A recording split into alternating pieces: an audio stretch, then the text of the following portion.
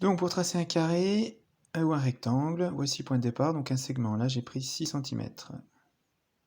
Ensuite placer l'équerre de manière à être bien aligné, voilà, correctement. Et après on trace. Voilà ce qu'on obtient. Même chose, on aligne la équerre de l'autre côté.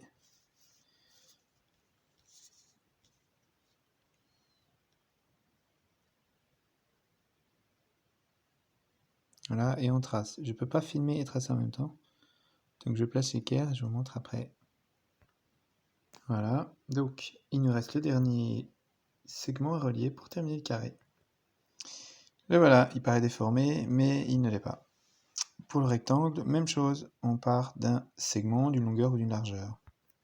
Donc voilà, là je suis parti de 8 cm. On place la équerre. Voilà, je vais faire une largeur de 4 par exemple. Hop. Et après je trace. Même chose de l'autre côté. Et voilà, je termine. Voilà, entraînez-vous chez vous. Alors, pour faire l'octogone qu'on a vu aujourd'hui, pour vous entraîner à la maison, on part du carré, on trace les diagonales. Les voici. Puis, on trace le cercle avec comme centre le point de rencontre des diagonales.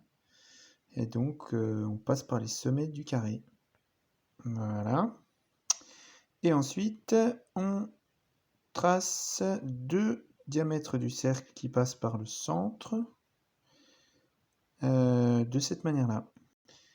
Ça nous donne ceci. Et après, on n'a plus qu'à relier les sommets créés. Et on a obtenu l'octogone tracé en bleu ici, donc la figure la plus extérieure.